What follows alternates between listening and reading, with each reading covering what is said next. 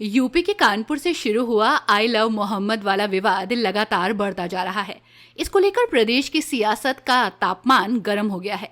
इस बीच सपा मुखिया अखिलेश यादव ने गुरुवार को प्रेस कॉन्फ्रेंस की, जिसमें उन्होंने लद्दाख हिंसा से लेकर आई लव मोहम्मद और महादेव के मुद्दे पर मोदी और योगी सरकार पर जमकर निशाना साधा।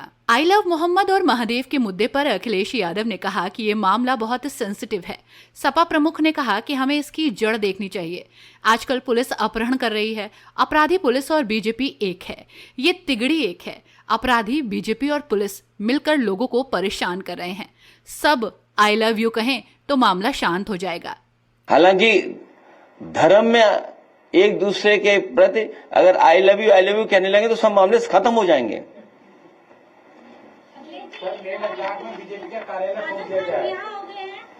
हम लोग हिंसा के पक्षधर लोग नहीं हैं और बीजेपी के लोगों को भी हिंसा के लिए बढ़ावा नहीं देना चाहिए लोगों को।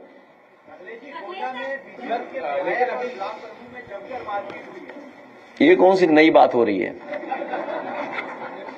ये तो जमकर के पिटाई है, डब्बे टकरा रहे हैं। अभी तक तो इंजन टकरा रहे थे, याद कीजिए आप।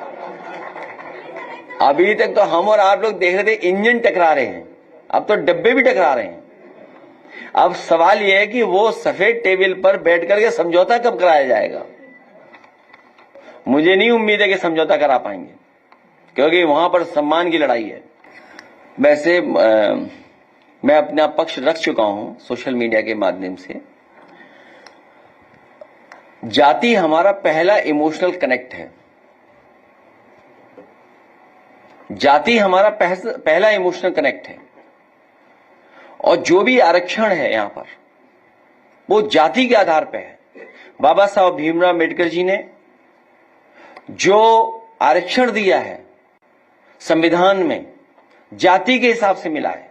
और उसके बाद मंडल कमीशन जो बना, उसकी जो प्रस्तावना है, उस प्रस्तावना में यही चर्चा हुई कि आखिरकार हम आरक्षण कैसे दें।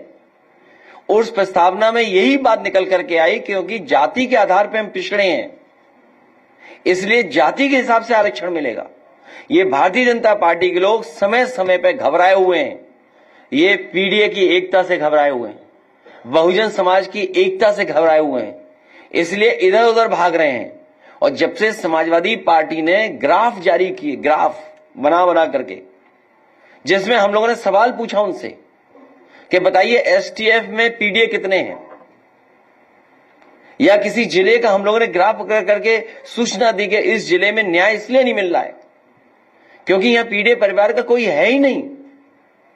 कोई विभाग उठा करके देख लीजिए आप, यही विभाग जिसमें 44 करोड़ गांजा पकड़ा गया है,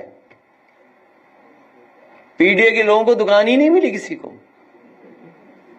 कब्जा किसका है उसमें?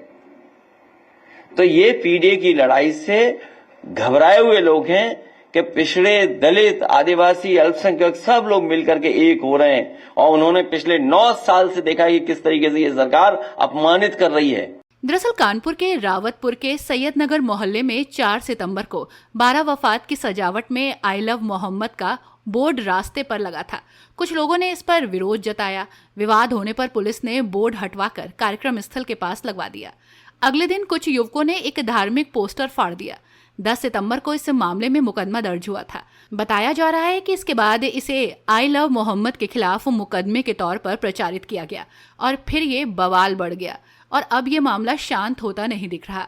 इसको लेकर सियासत भी जोरों पर है।